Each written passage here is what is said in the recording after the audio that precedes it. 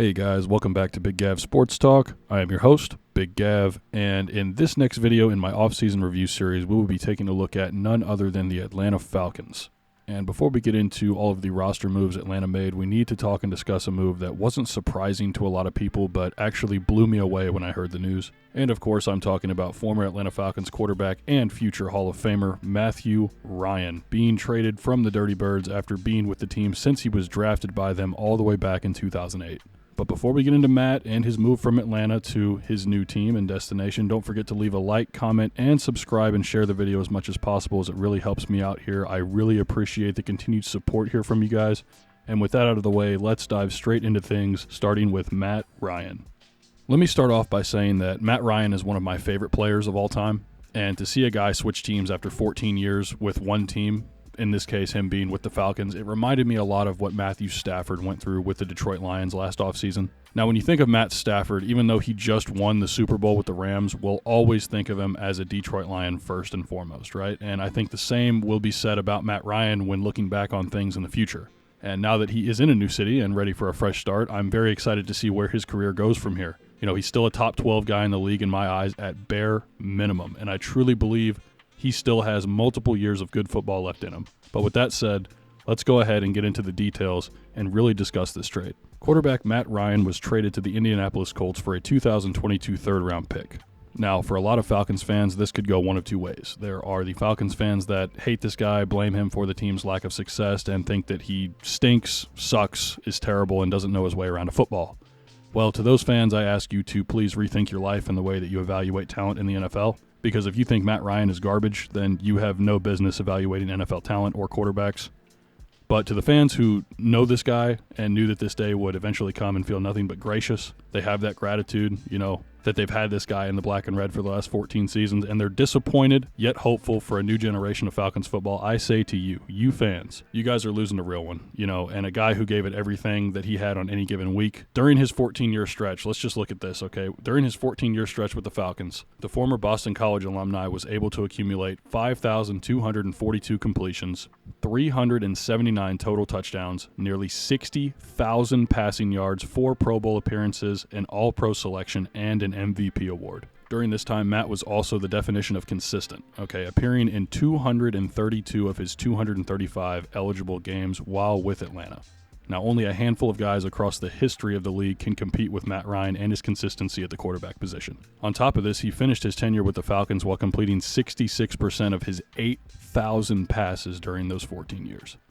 With the average QB completion percentage hovering around 62 to 63% for the years Matt was active, it's easy to see why Matt's statistics are even more impressive when you look past the surface. Now Matt looks to start the next chapter of his life with the Indianapolis Colts, and I'd be lying if I said I wasn't extremely interested to see how the rest of his career plays out. Indy is getting a great one, and I can't wait to watch him play this upcoming season inside Lucas Oil Stadium. Now, for those that don't know, I'm about 20-25 minutes away from the stadium. I do live in the Indianapolis area, and going to Colts games has been a passion that I've picked up over the last couple years, despite them not being my favorite team. Being in the city, it's kind of hard to not root for the Colts at some point.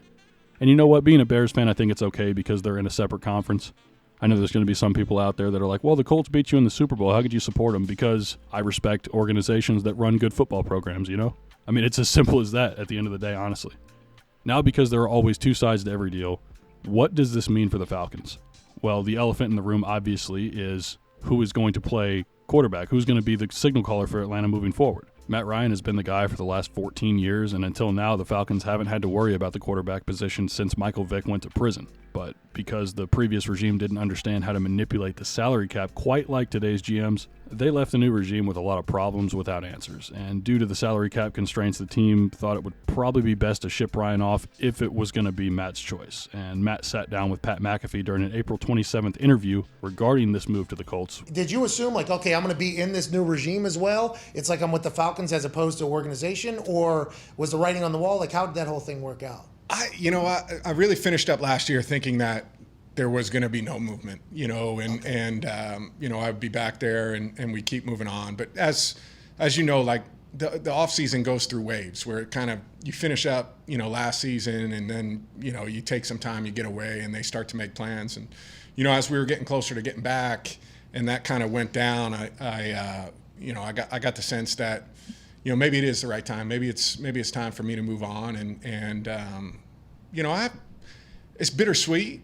The Falcons obviously weren't shy about the fact that they were willing to move Matt Ryan, but being that he had been with the franchise for 14 seasons, it was clear that they wouldn't trade him to a situation in which he wasn't comfortable with. Now, being a class act, there was one destination that had mutual interest in Ryan, and that would be the Indianapolis Colts, of course. And as far as the Falcons are concerned for who they will be starting at quarterback next season, I can tell you that question has been answered, and I'm actually really excited to see what Atlanta does with the next chapter of their franchise. It's time to move past the days of Super Bowl 51, the 28-3 jokes, the lack of respect, the hurt pride, everything that goes along with that. But it's time to forget all that and focus on greener pastures and embracing the winds of change. So who did the Falcons bring in to jumpstart their journey to greater heights? Let's find out. The Atlanta Falcons signed former Raiders and Titans quarterback Marcus Mariota to a 2-year, $18.75 million contract with $6.75 million in guaranteed money. There is also a team option on the second year of the contract that allows the Falcons to cut him for no penalty if they so choose, but of course that's going to depend upon what happens this upcoming season.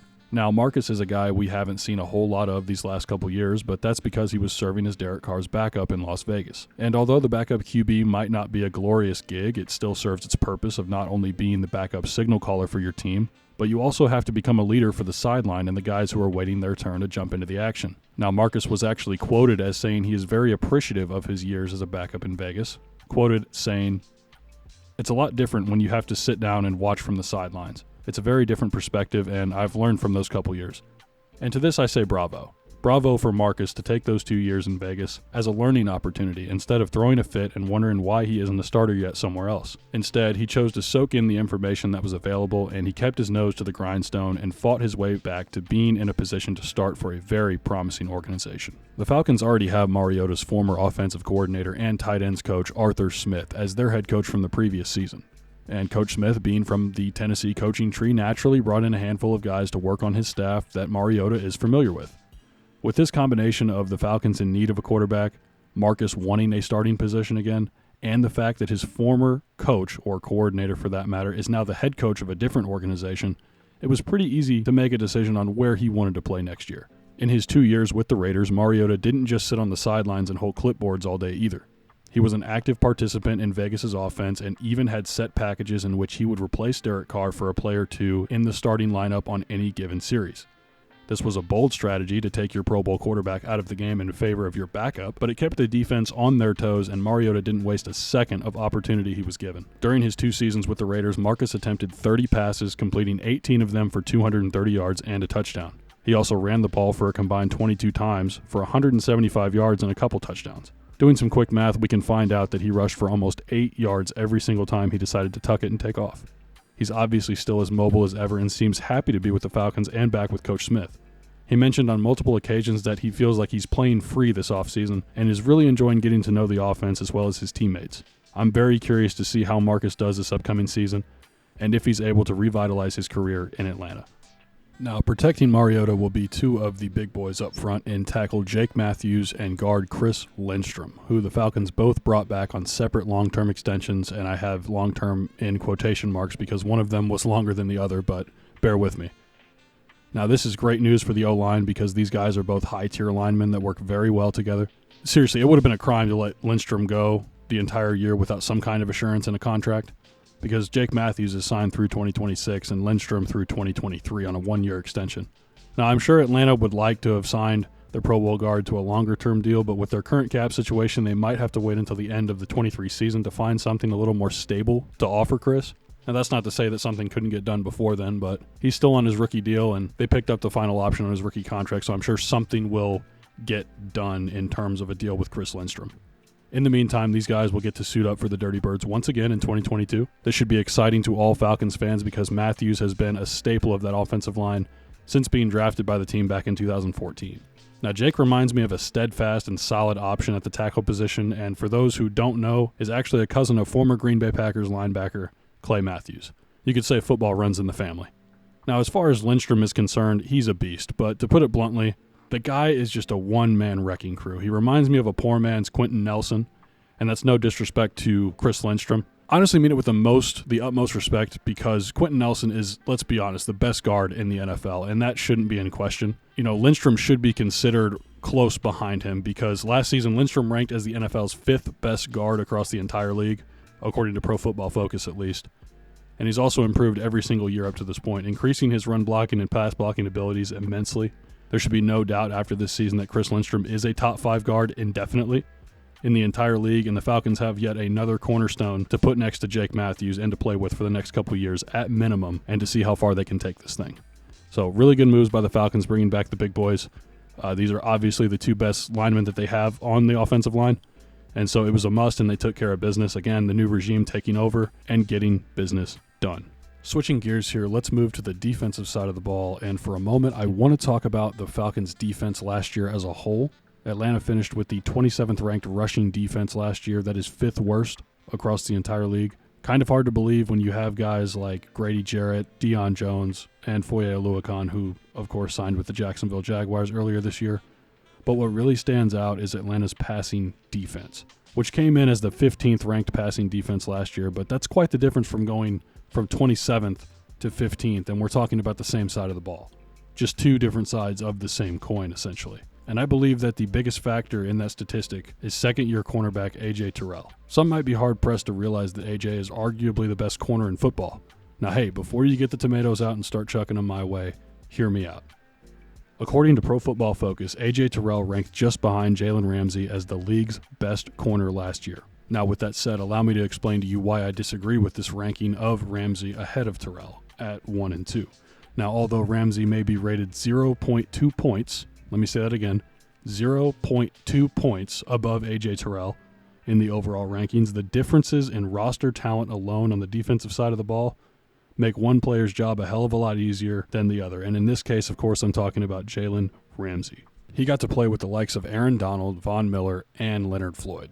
Not to say that Terrell doesn't have good players on the defensive line, because Grady Jarrett is a beast, but there's no way he can compete with the likes of all 3 of these guys on the field at the same time. The argument I'm making is that AJ has done the same amount, if not more, than Jalen Ramsey has, but with less. Not to mention he's making $13 million less per season than Ramsey, so the team still has flexibility over the next 3 years at the very least. Now, the Rams obviously have counteracted this with manipulating the salary cap, but that's a story for a different day. AJ is also better at running blitz packages, as well as getting to the quarterback or just blowing up the play before it begins.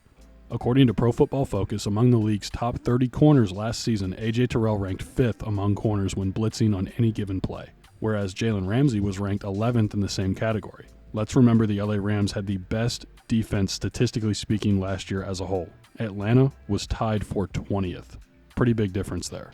Granted, Ramsey is a much better player in terms of playing the run, but if A.J. Terrell had the defensive line that Jalen Ramsey had in the Super Bowl, there would be no question as to who the best corner in the league would be.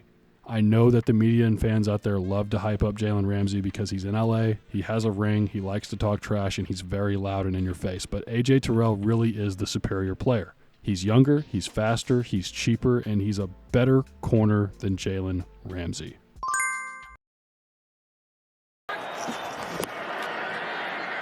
Straight drop, going deep in that direction. And they lose only 2 yards, second down. Brady firing deep for Brown. Oh, another great play by Terrell. Watch out for A.J. Terrell this season to establish himself as the best DB in the game and takes his seat at the top of the mountain as the league's very best. The next guy I want to talk about is running back Cordarrelle Patterson. Now, the Falcons signed the Swiss Army knife to a 2-year, $10.5 million extension to stay with the squad with $5 million guaranteed. Now, Patterson is a guy who is 31 years old, but somehow managed to have the best season of his career last year with Atlanta since his rookie year with the Vikings all the way back in 2013. How these guys keep getting better as they get older is mind-boggling to me, but anyway. He had his first year in which he finished with exactly 1,600 yards from scrimmage, which included rushes, catches, and kick return yardage. He also had a career high in rushing attempts, rushing yards, catches, passing yards, total touches, and had the second highest yards from scrimmage for his career. Now, we all know he's bounced around the league a little bit since finding a new home with the Falcons, playing for the Vikings, Raiders, Patriots, and my Chicago Bears, respectively. But when you have Matt Nagy as a head coach and doesn't understand how to use Cordarrelle the right way, you end up with the season that we had last year, or 2 years ago, I should say, excuse me. but he was never really able to find a place on a roster as more than a kick return specialist up until this point. But to say that Arthur Smith has found his guy is an understatement. Coach Smith loves to move this guy around the offense and get creative and find creative ways that the Falcons can get the ball into Patterson's hands over the course of a football game and the season. I know last year watching them do this was a lot of fun for me, and I believe with the additions that the team has made on top of bringing Cordarrelle back, like in the draft, for example, that they're bringing in guys who can really amp up this offense, and with the leaders that they have on this team that are stepping into that role, I'm really excited to see the way this offense comes together. But let's go ahead and see who the Falcons took in the NFL draft to help them make an impact this upcoming season. And let's start off with none other than wide receiver Drake London. Drake London obviously being a receiver out of USC, drafted 8th overall by the Atlanta Falcons. Now, he's going to be the wide receiver 1 starting week 1 against the Saints when the regular season comes around. There should be no question as to who the go-to wideout is in Atlanta. Now, some people might have been perplexed by this because of the talent of a Jameson Williams and a Garrett Wilson, but the Falcons went and got their guy. You know, they didn't buy into the noise or get scared into making a panic pick. They knew they wanted Drake going into the draft, and man, they would be damned if they didn't take him when it was their selection. You know, I'm always a fan of teams going after their guy and not making decisions in the moment. I like teams that have a direction and a plan going into the night, so for that, the Falcons have my utmost respect. On top of this, Drake London is going to be a beast for the Falcons, and a great 1-2 punch alongside fellow teammate Kyle Pitts. London comes in at 6'4", weighing 220 pounds, whereas Kyle Pitts stands at 6'6" and weighs nearly 250. Now, that's a scary combination of height, size, athleticism, speed, and hands. Another move that will go under the radar that goes hand in hand with this dynamic duo is the Falcons trading for former Las Vegas wideout Bryan Edwards. Now, Edwards is coming into his 3rd year in the league and stands at 6'3" and 215. Now, with the departure of Russell Gage, this left a hole in the roster that needed to be filled, and Edwards comes in and not only fills that hole, but it also forms a trio of guys who can win jump balls consistently anywhere on the football field. You know, I really like what the Falcons are putting together here and the direction that they're headed. People are going to sleep on this Bryan Edwards deal because he only has 764 receiving yards to his name over 2 seasons, but I bet they didn't know that he averaged 17 yards per reception during those 2 years. You know, there are multiple guys on this roster now that are able to burn guys deep, catch passes over the middle, and beat their opponent to the outside on any given route. And let's not forget that this is without Calvin Ridley, who's suspended for the upcoming season due to gambling issues. You know, he also missed half of last season, so that's something that I probably need to touch on in a different video, but it seems a little lengthy and ridiculous, especially with all of the Deshaun Watson shenanigans going on and suspensions that have been handed out for presumably worse things in the past. Ben Roethlisberger, Ezekiel Elliott, things like that. But getting back on topic, Kyle Pitts was actually quoted in OTAs just a few days ago saying, "Believe it or not, we're all really close. We all hang out pretty often. We're really trying to build that camaraderie with each other. If we trust each other off the field, we know we can trust each other on the field." Now, this is the kind of thing that you like to see and the kind of, you know, cohesion that you want your receivers and quarterbacks working on, but it's really nice and a huge plus when it happens organically like this. This seems like a great group of young men the Falcons have put together, especially with as mobile as their quarterback room is. I find it hard to believe that this team doesn't put up a lot of points next year, even if they don't win, say, 10-plus games, which a lot of people might find hard to believe. But this offense is going to be potent, and they're going to be scoring a lot. So make sure that you pay attention to the Atlanta Falcons next year and the offensive side of the ball. Now, in the 3rd round of the NFL draft, the Falcons were able to snag arguably the best quarterback prospect in the entire draft, Cincinnati QB Desmond Ridder. Now, Ridder seemed to slip in this draft due to the media swirls regarding a weak quarterback class overall in this year's draft, so he had to wait all the way until the 3rd round to hear his name called. Ridder will be donning the number 4 for the Dirty Birds, and I would just like to bring something to everyone's attention. There was a certain QB drafted by the Falcons back in 1991 who also wore the number 4. Now, this same QB was traded the following season after only appearing in 2 games for the Falcons. So where did this quarterback end up? Of course, the Green Bay Packers, and I am talking about NFL Hall of Famer Brett Favre. I know some of you might be surprised to learn that Favre was actually drafted by the Falcons before having his Hall of Fame career in Green Bay, but I originally thought that Deshaun Watson might have been the guy to correct Atlanta's troubled past. But the team presumably dodged a bullet with that trade because the Browns stepped up and gave the Texans an offer they could not refuse. And as Watson had demons of his own come out and come back to haunt him, without getting into it, it's looking like Watson might be missing more than just summer workouts in Cleveland, to say the least. But With the drafting of Ridder, perhaps this is the way, of perhaps the universe giving the Falcons, a second chance for what they gave away 30 years ago, offering them a chance to achieve football immortality once again. Desmond Ridder is the future of the Atlanta Falcons, and this time, instead of trading away a generational talent like Brett Favre for next to nothing, they keep Desmond around and allow him to lead them to the promised land once again, as they did back in the 90s and, of course, in 2016. Now, do I think Desmond Ridder should be the starter this year, even if he's on par or even better than Marcus Mariota? No. Now, my biggest reason actually comes from what Marcus Mariota said earlier in the video. Marcus mentioned how important those 2 years as a backup to Derek Carr in Las Vegas was to revitalizing and rejuvenating his career, right? So after hearing him say this, my question is, why make Desmond Ridder go through that if he does have the possibility to struggle? If he were to get the starting job, don't risk it. Don't risk it unless you have to, and right now they don't have to.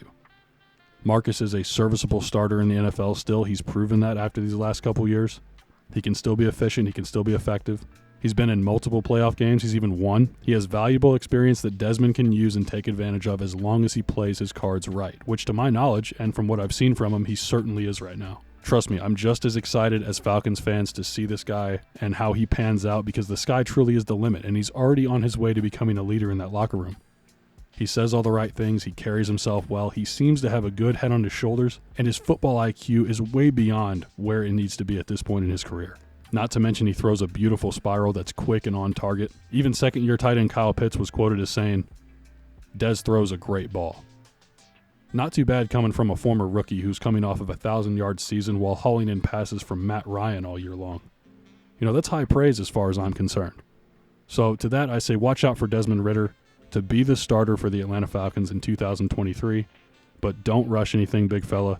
Your time will come. Trust me. Keep your nose to the grindstone and keep up the work.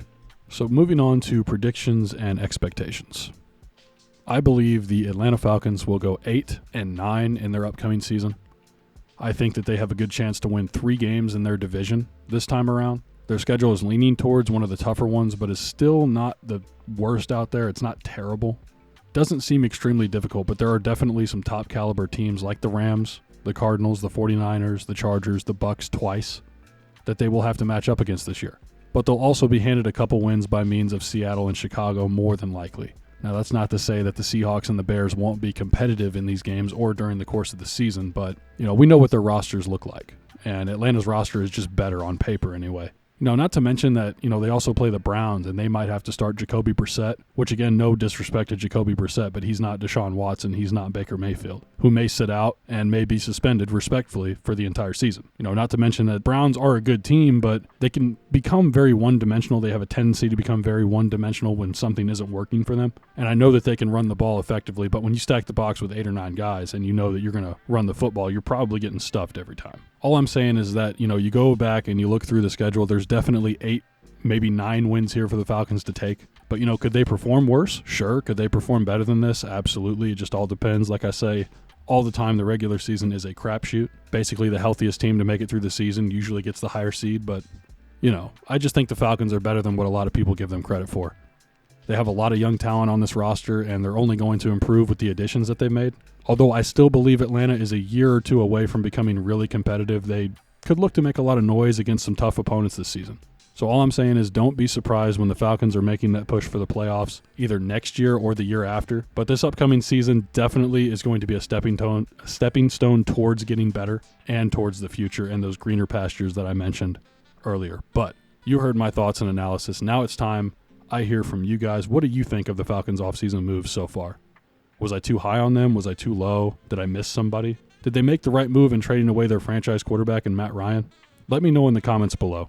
With that said, that's all I have to say for this episode. Again, if you guys enjoyed, please feel free to leave a like on the video and maybe even consider subscribing for more NFL content. My name is Big Gav. I hope you enjoyed this video, and I'll see you next time. Peace. In their win.